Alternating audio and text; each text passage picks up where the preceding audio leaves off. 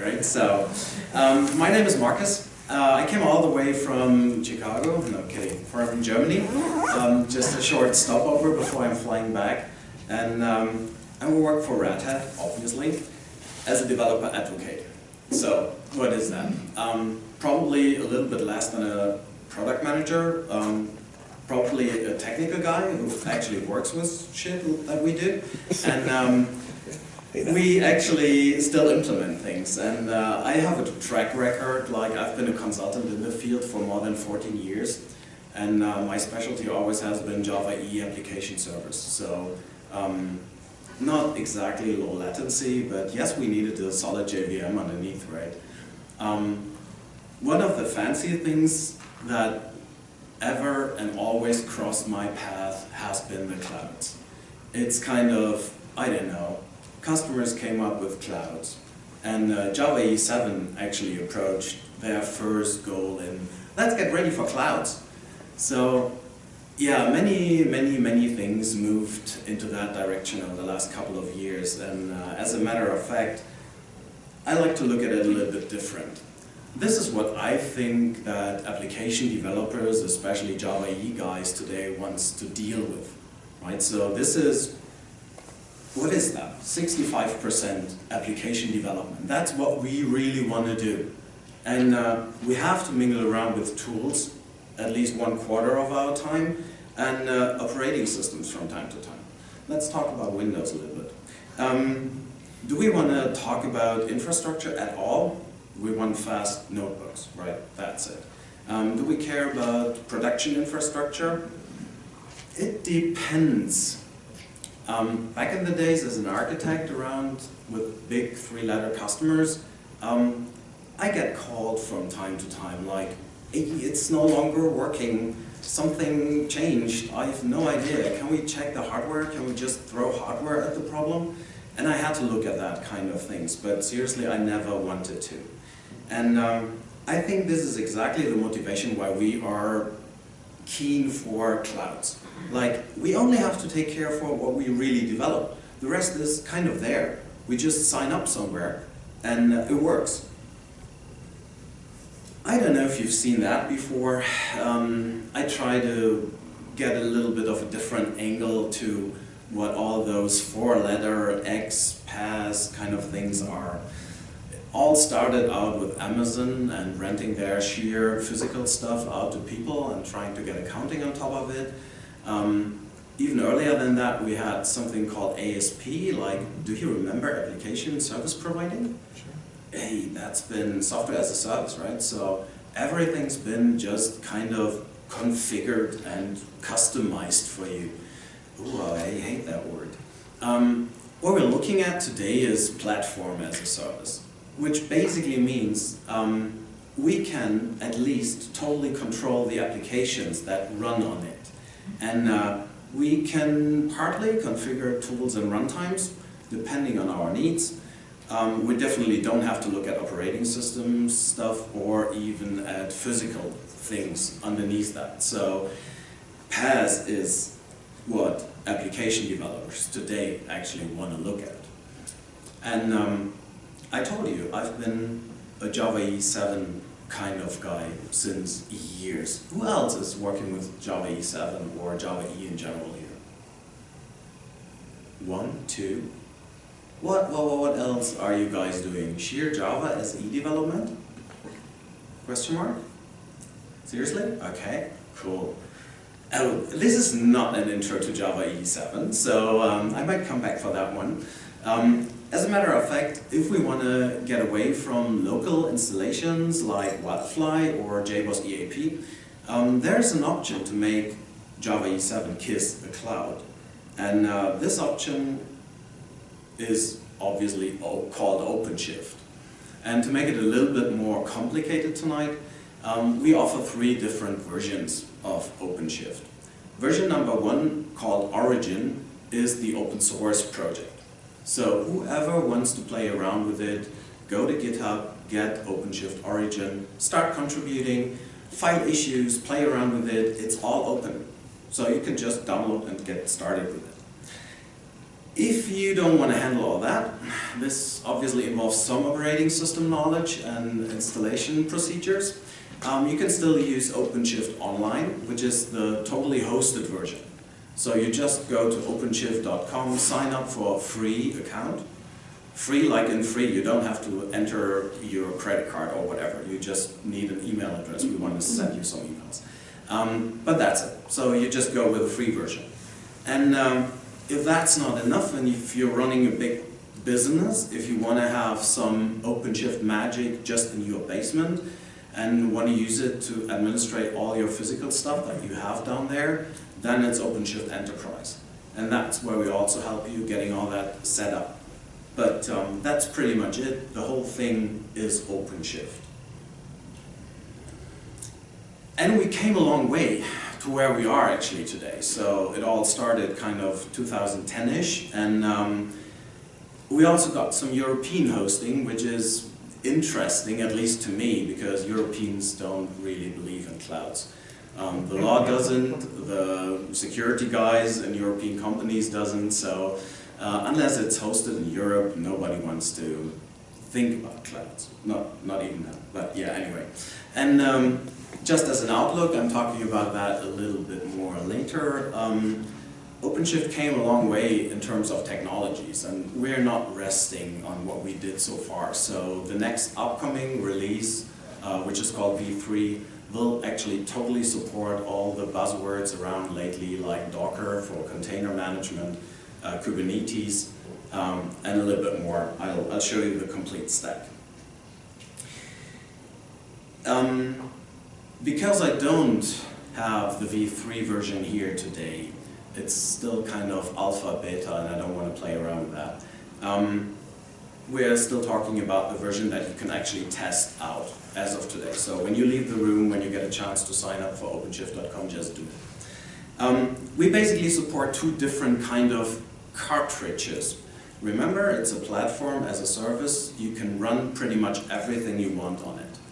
We have two solid handfuls, probably more, of predefined, updated, and fully supported cartridges that you could use. And on the other hand, we have kind of bare metal, do-it-yourself cartridges or community cartridges, which don't have any managed security updates or whatever you want them to do. It's just exactly what you put in there is run. I put a bunch of links in all those slides, and I assume that they are going to be sent out or being available later on. So whenever you see unreadable letters in the bottom, that's probably a URI you could just click on and find out a little bit more later on. And just because you asked, thanks for the question. It's actually, as a matter of fact, we run all kinds of things. As I said, the do-it-yourself cartridge is basically a startup and a shutdown hook. So if you feel more like PHP or Node.js, like in JavaScript, go crazy. OpenShift just runs it for you. We have no issue with that. Perl? Who's doing Perl still? This is one of my favorites. I grew up with Perl, so it actually can run Perl. Great. We talk about gears in OpenShift. Gears is kind of the measurement in terms of power and performance. So if you have one gear, it's definitely something low end. This is exactly what you get plus two more. Like 3 free gears is what you can have for paying nothing. This is still a little bit, 500 megabyte of memory and 1 gig storage per gear. Bottom line, you can run 3 different applications on that free gear instances. There's a bunch of other plans. It's pay as you go, pay as you need. Fair enough. I don't want to do any more advertising. You just find out about it. It's pretty cool, it's pretty easy to set up. And if you've ever been playing around with other cloud services, then you find out on yourself how easy it is really to use. What I want to show you tonight and what I really want to talk about is kind of the pipeline, the build pipeline that we actually can implement on the base of OpenShift that you need to run a successful Java EE application. And if I look back at the real big enterprisey projects that we did, that I did, this was a pretty common scenario. So we had different environments, so this is pretty much the easiest version that I could come up with, starting at the developer installation, like the local version. You have kind of an integration instance that you want to run your full system integration tests on, and you have a production instance.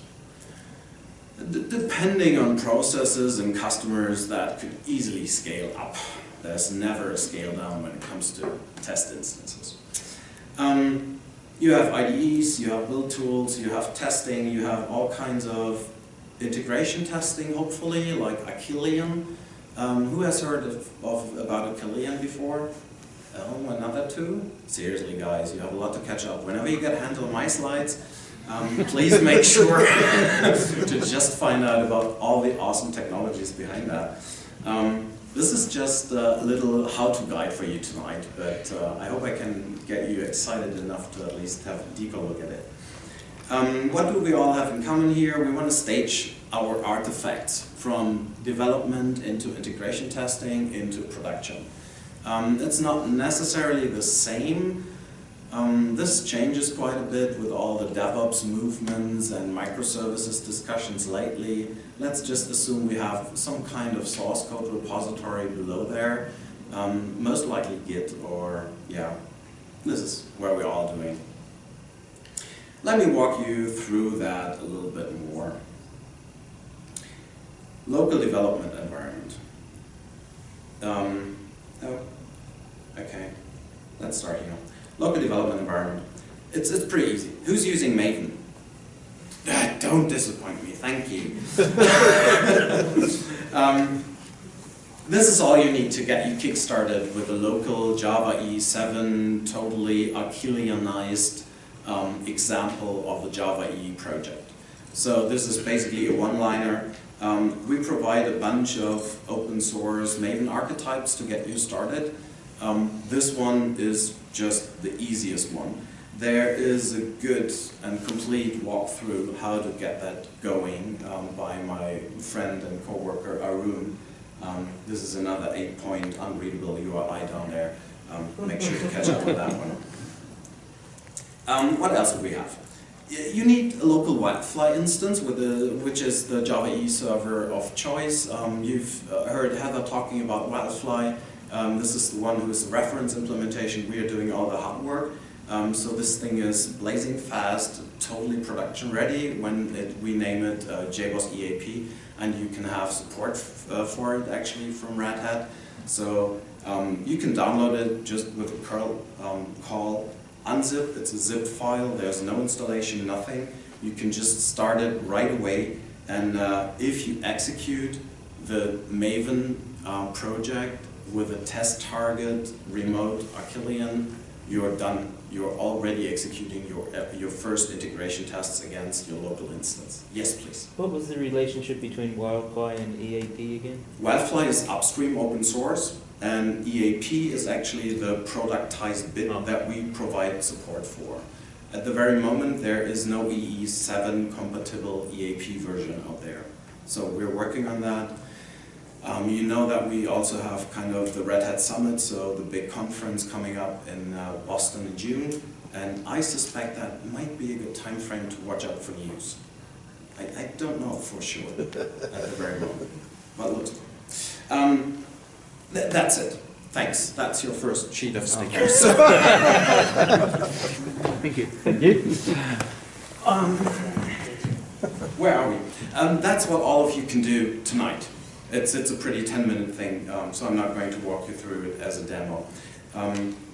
Learn a little bit about Wildfly. It starts easy. If you've never done Java EE development, it's a good step into the right direction, and it's a decent distraction from Java SE desktop development. That's all I can provide. Shit starts hitting the fan when we talk about continuous integration. For many reasons. First of all, infrastructures roll in. like we're leaving our machine where everything obviously works. And this is where the fun starts, and not only for you, but also for me, because I'm trying to do kind of a demo here. We'll see if that works. What do I want to show you? The first instance today, actually I had to already shut down and restart. Oh, that works. Pretty great. This is OpenShift Online, the website, openshift.com. You see a bunch of applications here. I'm running on, no longer on a free gear, but yeah, I have to demo that, right? So there's a domain concept behind it. Don't worry about that. I just want to make sure that we have something to play around with today. So here is a Wildfly application server. We have some kind of a Jenkins server. So there seems to be a lot of stuff going on here.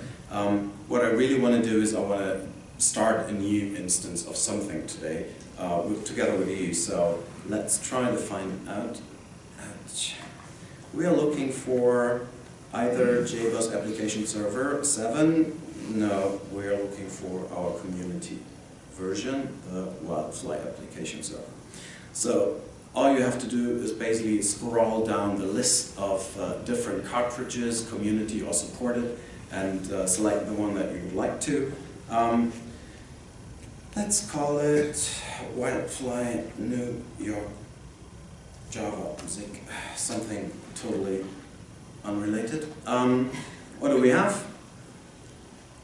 That's pretty much it. You can pick, the public URL ends on RH cloud. In any case, you can have some DNS mappings later on. So whenever you need your own custom domain name here, that's also possible, but I'll just try to stick with as many defaults tonight to not kill my complete hour here. You can pick between different gear sizes. We talked about that before. I could easily run Wildfly on a small gear here for demo purposes. If you are looking into running any of our integration solutions like JBoss Fuse on OpenShift, then you definitely need to have a large gear. There's a lot more going on under the hood. Scaling is also supported in OpenShift, so we basically could set up a web dispatcher for you and your whole infrastructure. I'm not going to touch that tonight, that might be a little bit too much. We talked about the different data centers that we have, so US, East and West, and no, East only, and EU West actually since a couple of years. Let's just go with a standard and create.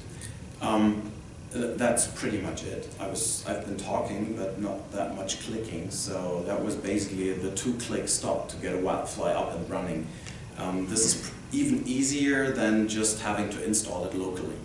And as you see, it takes a little bit to just make it happen, but this is exclusively spun up for you. This is not something that we have queued somewhere. This instance is just created for you and not shared with anybody at all. So we'll just give it a little bit of time to come up. Let me see if I can continue with the slides in the meantime. I should talk a little bit about what we need in terms of tooling.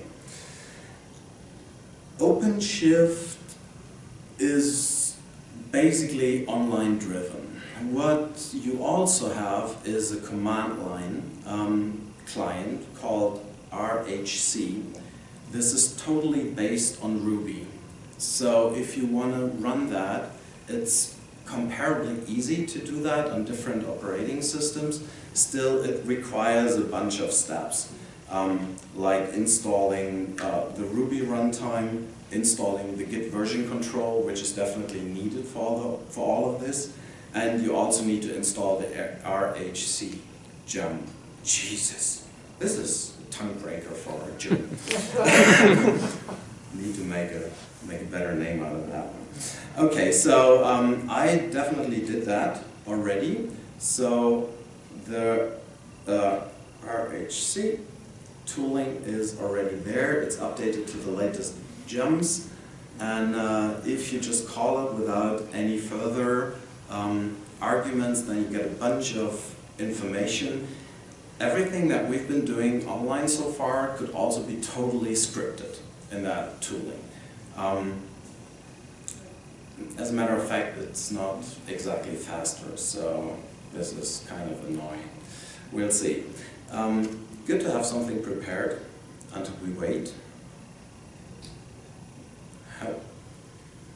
This is what it looks like if it's done. So you basically have a wildfly instance. I actually did something here and deployed a WAR file, which is nothing more than a simple HTML page that should say hello to all of us. That's pretty much it. And the magic behind it is all here in the source code. And if you scroll a little bit and follow my pointer here, then you see that there's a Git repository behind. So if you want to get your hands on this instance, you actually have to check it out like as a Git repository. And this is what I already did. I actually didn't thought that it might take that long. Oh, there we go. Our own instance is created. Great. I'm going to delete it, so don't worry about passwords. Take screenshots, as many as you like to. I'm just trying to save it on the fly to not forget it. Okay, there we go. Here's a little bit more information. So whatever you want to do here is copy and paste. Find your console. Let's move out of this folder a little bit and actually paste that in. And let's see if that works. So yes, go crazy. And now we can look at the freshly installed Fly application. What was I looking for? That was the one. Let's see how this thing looks like, if it's fresh and not already tweaked by me. This is the original welcome page as coming out of a fresh do-it-yourself or community cartridge, right? So what we did so far, we checked out our application. That was comparably quick. What I didn't tell you actually is that there's obviously Git involved, there's obviously SSH involved here. So you definitely need to make sure that you have the right public keys here for the whole authorization process. RHC supports you. There's a setup command. If you run that once, everything is just set up for you and the keys are automatically uploaded, so you don't have to worry about that. And it's as easy as I show you here, so it's just an additional step. What do we want? We want to see how everything looks in an IDE eventually, right? So I apologize for using NetBeans. No, I don't. I actually work for Red Hat and I still love NetBeans. I'm sorry. Red Hat has a great tooling around JBoss developer tools, Eclipse-based. Latest version is 8.0. Whoever likes and loves Eclipse, me not. Sorry. And this is not going to change shortly. So this is what we just checked out. You can just open it. I'm not going to praise NetBeans here, but NetBeans also has very decent Git support built in, including Maven support. So yeah, good. Let's not talk about that here. This is what we've been looking at right now. So you just open your Java EE project, as every project you would like to. You have a POM file, so there's not a lot of magic in here. Just scrolling down makes us aware that we're using Java EE7 as a base API, and we find an OpenShift profile which is automatically executed. So whenever we change something here and commit the changes and push them via GitHub to our instance, it's automatically created into a WAR file via the OpenShift profile. So, but that's all standard Maven tooling, so there's no magic that you shouldn't be aware of. What to do? Let's change something, right? So Let's do that. Let's rename that a little bit. Find some fancy name. Yeah. We need a new HTML page, and we just call that whatever index. Sounds like a plan. And do we want something in there? Any suggestions? I still have sticker here. Who wants a sticker? I have a question. Yeah, Chris, yeah! So does OpenShift build on top of AWS, and how does it deploy to the enterprise environment without public cloud access? I'm not sure I got you. Can you try again, please? Yeah, the first question is OpenShift deployed on top of AWS? The Amazon Web Service? No. No? No, it's on our infrastructure. Okay, I was confused because when I saw you deploy your application, I saw the name start with AWS. I'm not sure. Your data center names. Huh? Your 3 data center names look like they were. Yeah, they look like, but it's not anything they have in common. No, it's not. My second question is, how does it,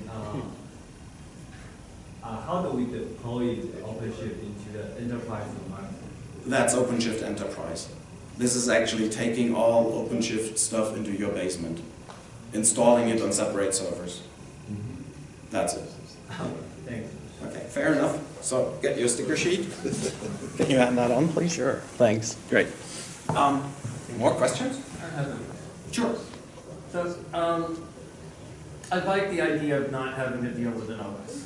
However, if I've got the enterprise version in my corporate basement, I don't have a problem. Well, maybe I do. Okay, here's the scenario. I have a web app, and the web app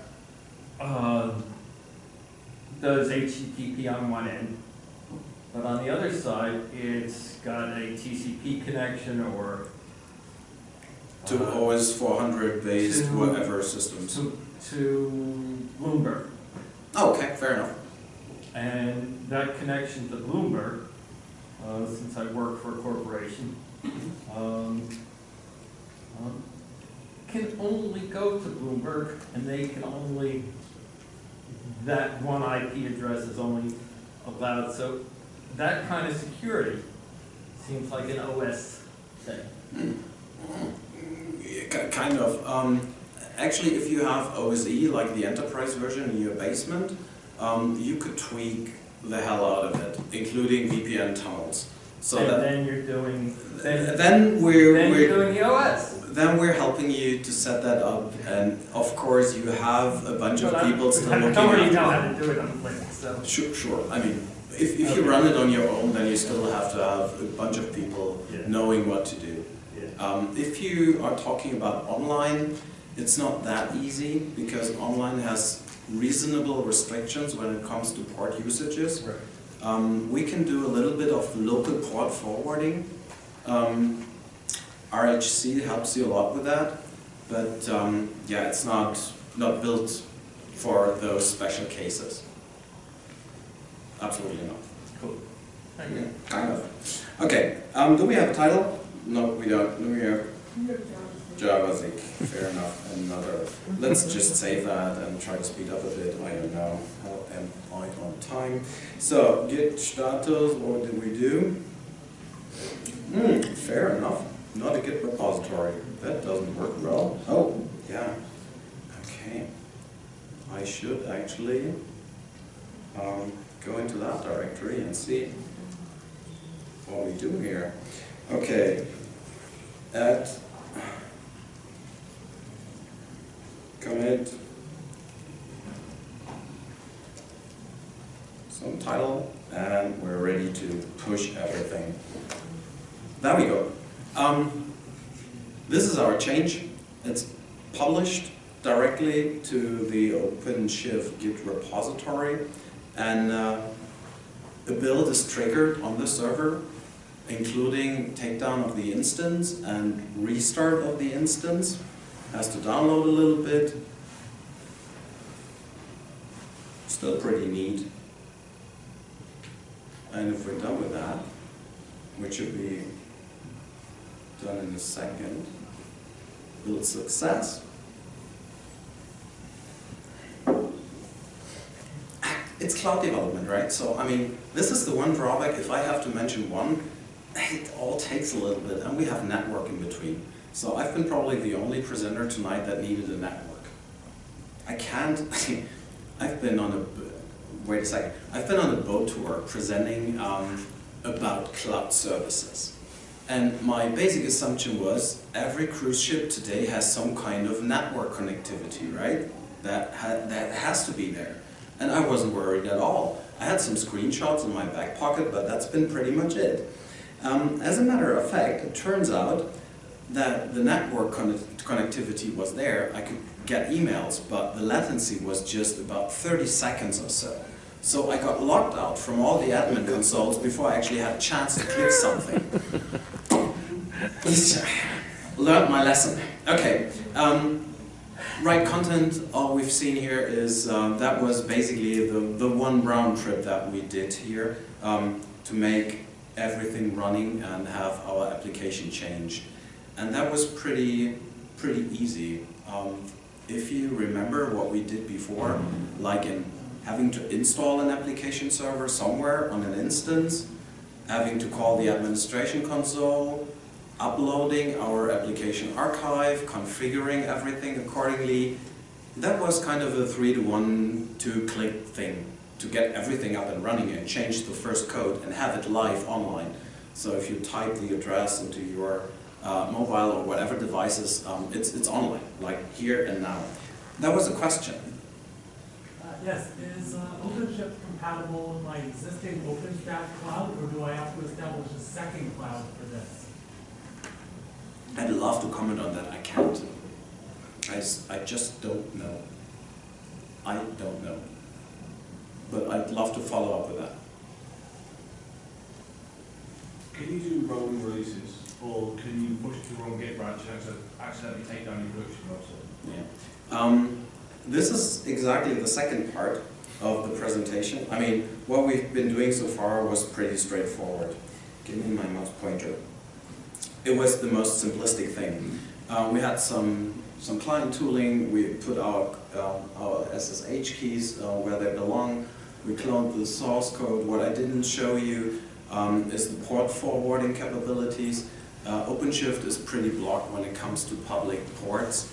If you want to access, for example, the Wildfly admin console, then you have to forward it locally to your instance. But this is also easy, done by just a command. We've updated something. I showed you a demo. Things get really interesting when it comes to the more complicated flows, like in adding Jenkins to it. This is exactly the direction where you're moving into. I'm unsure if I want to go through it yet. It's basically enabling Jenkins on your OpenShift cartridge. We could just have a look here. It's just 2 screens. This is our cartridge. When we go back to the application overview, click ourselves into the newly created one. Now we could enable Jenkins. I'm not doing it because it's actually taking at least 5 minutes to do that. It looks exactly like the Jenkins instance I did for the demo before. It's just a complete Jenkins.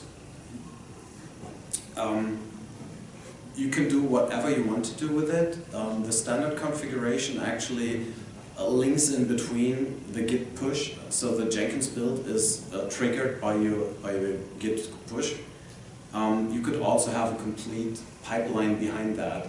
So integration testing supported by Jenkins, and in case no failures occur, Jenkins is actually pushing the binaries to the production instance. If you want to know more about that, believe it or not, there is a blog post and another teensy. Let me go through that.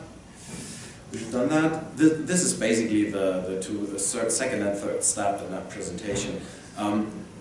It's a little bit more than 8 point, but this is where you can find all the magic. The walkthrough is a 1.5 hour kind of thing to do, to set it up.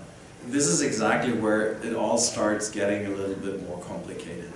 But yeah, anyway, I'm not complaining.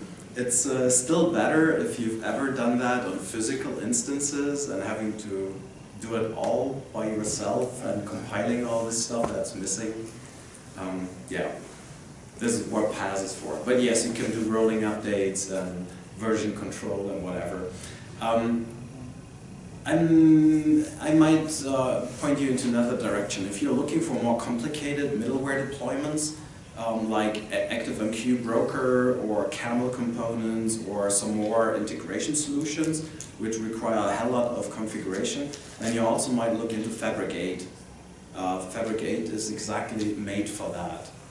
And they support versioning, also know profiles on a complete different level. While OpenShift is more cartridges and container oriented, Fabric 8 is more middleware centered and also supports app server and database configurations. But yes, please get your sticker sheet later on. That's not everything OpenShift can do. It's just a teensy little cut through all the features that we support. If you feel like you want to do something more straightforward and just use it as kind of a physical thing, we have Maven plugins that support the whole life cycle. So if you insist on not using anything on our end, like the RHC tooling, just use the Maven plugin. We also have a complete OpenShift Java client. Don't ask me why we have Ruby on the client side. I have no idea. There is a complete Java client available, and it works pretty neat. If you want to do your own magic or have to do some more integration into your already existing deployment pipelines, that would be a great integration point. Now that I got you all excited about it, it's pretty much time to announce that we are totally rebuilding it.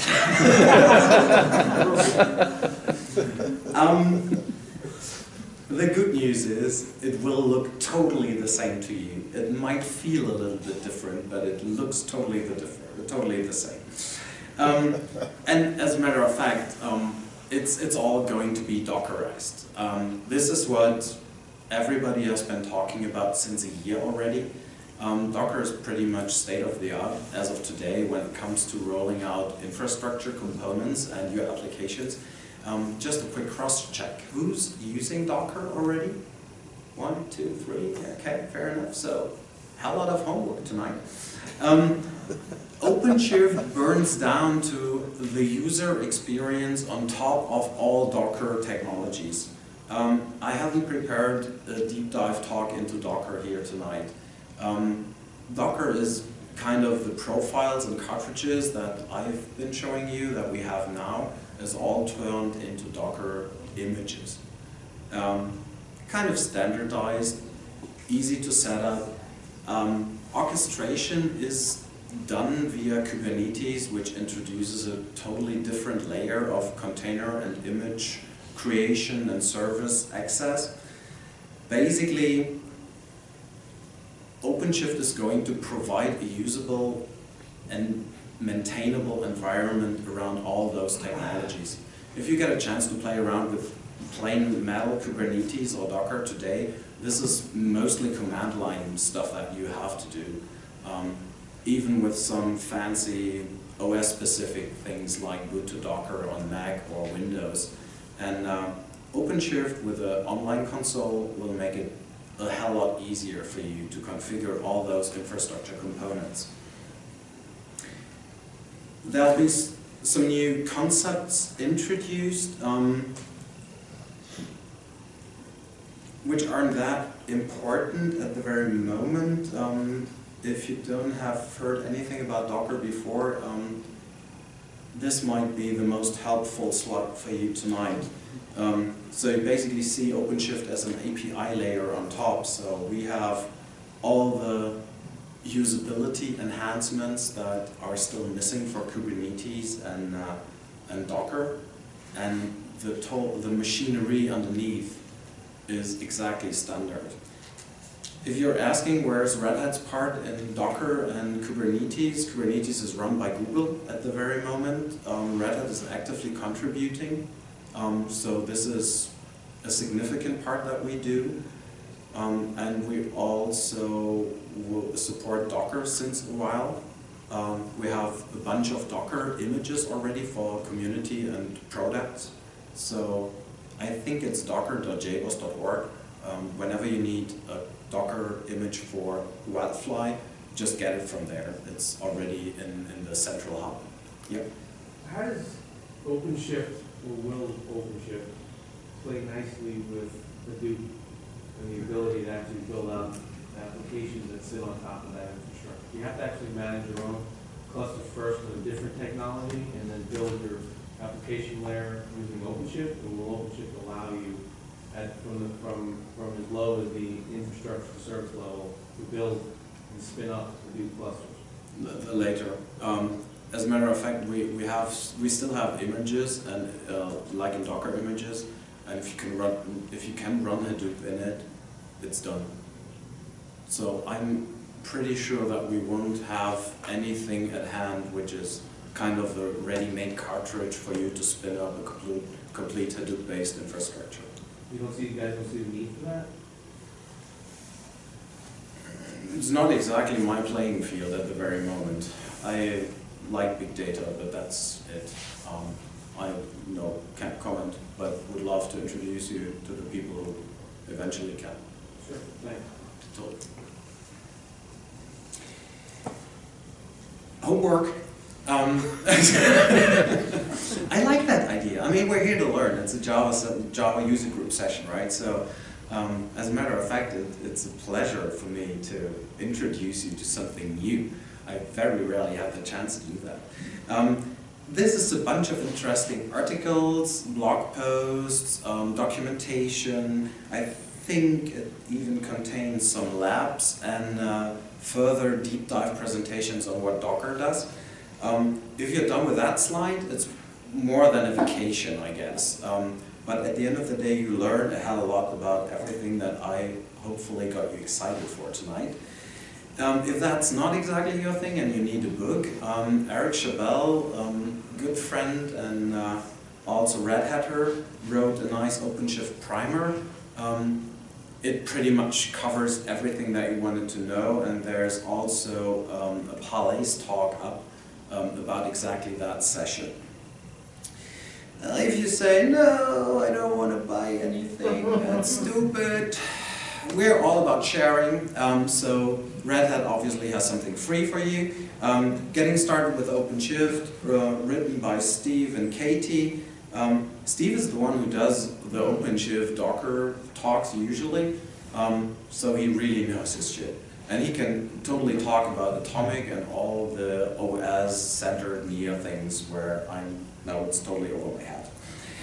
And if you say it's not all about OpenShift, JBoss has so many products, so many great community efforts running, and if you want to learn more about that, then we welcome you to the virtual JBug, which is our virtual JBoss user group.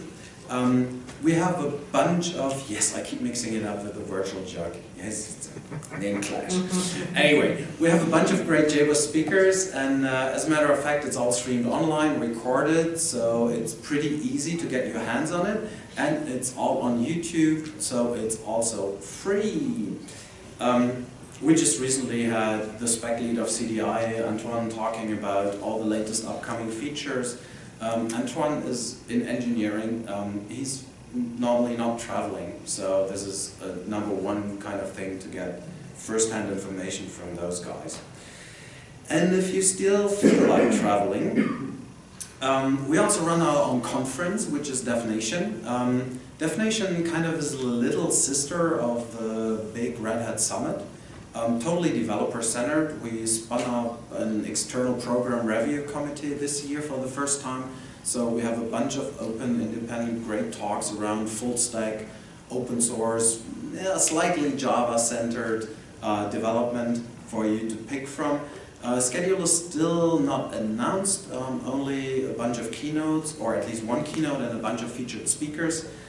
So Nginx, Sarah Novotny will be there, Venkarat will giving his keynote, and until April 17th, it's still time to pick early bird. Definition.org, I missed that part. That's been it. Fire at will, questions, whatever, praise or criticism, I'm open to everything. Are there backups running like automatically or? That's part of the managed aspect, so don't worry about backups. Okay, but in case of those free open accounts, right? Yeah. Does it happen? I don't know the SLAs behind it. I can't comment. I seriously don't know. But I'll definitely find out. Question? I was curious, have many financial institutions where data security, client data is a key concern? Have you done any case studies or any banks using this new product yet?